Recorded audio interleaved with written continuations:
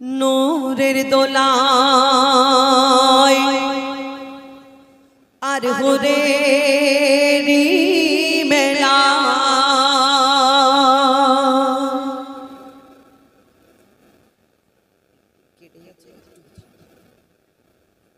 নূরের দোলায় আর হুরেরি মেলায় নূরের দোলায় আর হুরেরি মেলায় ভোরের বেলায় এলো ধরায় আমার নবী দয়াময় সারা জগৎ ঝুঁকে যায় সারা জগৎ ঝুঁকে যায় দুধের চাঁদ আমার প্রিয় মোহাম্মদ দুধের চাঁদ আমার প্রিয় মোহাম্মদ হায় তার কি সুরত যেন আবে হায়াত দু নয়নে ছলকায় মা আমিনা সেই নয়নে চুমা খায়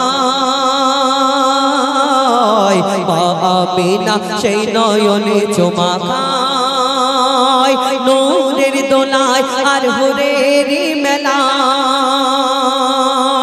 আল্লাহ পাক কোটি কোটি মা জননীকে সৃষ্টি করে দুনিয়ার মধ্যে পাঠালেন কিন্তু আমার আপনার নবী দো জাহানের বাদশা হুজুর আকরাম সাল্লাল্লাহু আলাইহি ওয়াসাল্লাম তার আম্মা জান মা আমিনাকে এই দুনিয়ার মধ্যে শ্রেষ্ঠ করে পাঠালেন কেন কবি ছন্দের মাধ্যমে সেই সম্পর্কে আর কি লিখছে দেখুন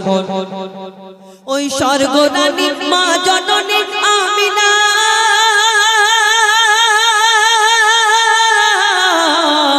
তোমার সাথে হয় না কারোর তুলনা মাগো তোমার সাথে হয় না কারোর তুলনা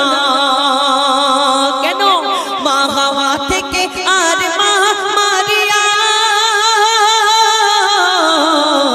কেহ পেল না সম্মান তোমার মতো কেহ পেল না সম্মান তোমার মতো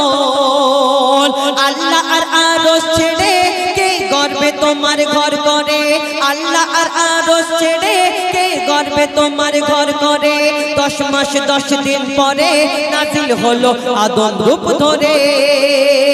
ধন্য আমিনা জননী মোরা তোমার কাছে ঋণী আল্লাহ তাআলা শ্রেষ্ঠ উপহার খেলে তোমার আঁচলের তলায় সারা জগৎ ঝুঁকে যায় সারা জগৎ ঝুঁকে যায়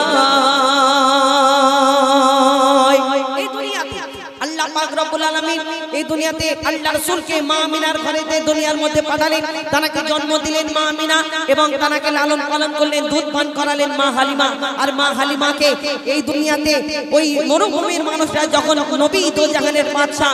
প্রচার হয়ে গেল ইনি দিনের নবী শেষ নবী এর নাম মুহাম্মদ তো ওই মরুভূমির মানুষরা মা হালিমাকে প্রশ্ন করলেন বলো মা আপনার ঘরে বাচ্চাটা আপনি যখন লালন পালন করলেন শিশু মুহাম্মদ কেমন ছিলেন আপনার সঙ্গে কেমন ব্যবহার করতেন কেমন কথা বলতেন কেমন চলাফেরা করতেন যখন মা হালিমাকে প্রশ্ন করলেন তখন মা হালিমা তাদের কি উত্তর দিলেন কবি ছন্দের মাধ্যমে লিখছে দেখুন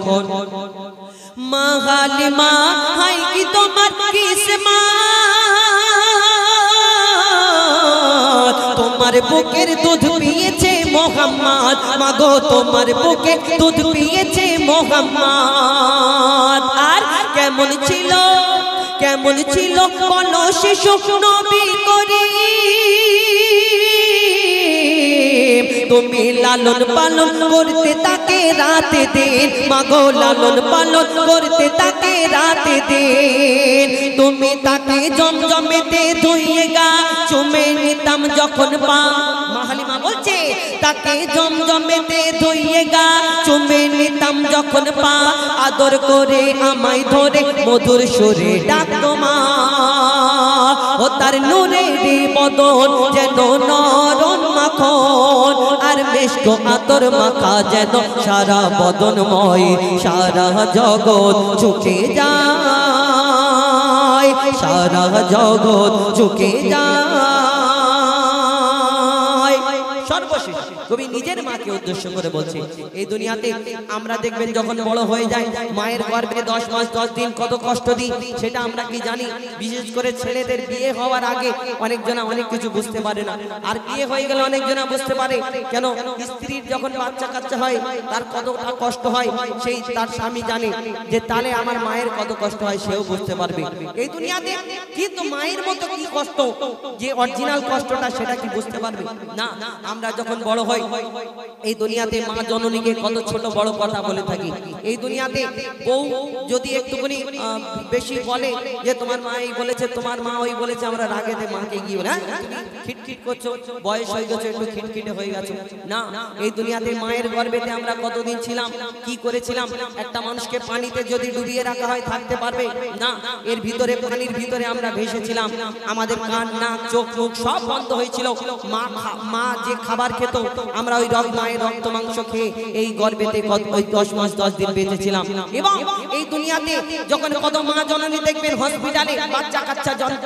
জন্ম দিতে গিয়ে কত মা জননী দুনিয়া থেকে বিদায়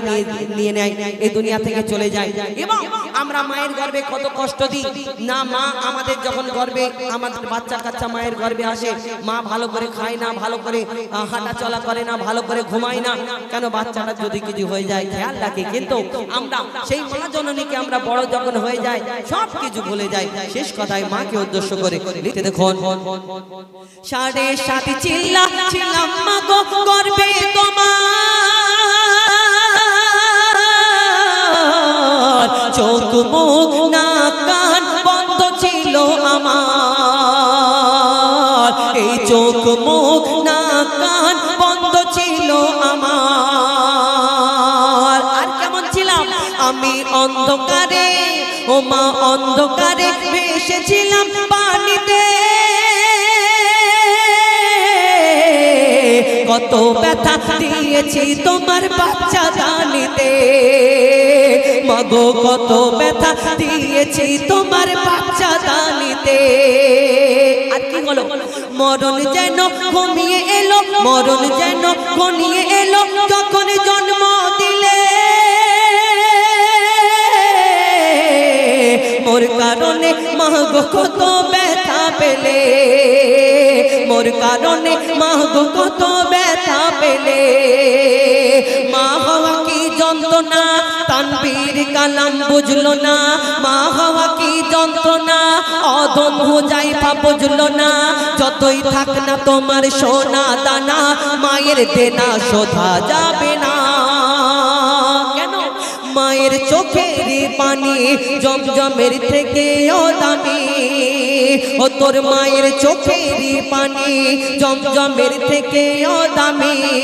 সন্তানের তরে যদি মায়ের অশ্রু ঝরে, খোদার আরশ কেঁপে যায়, সারা জগৎ ঝুঁকে যায়,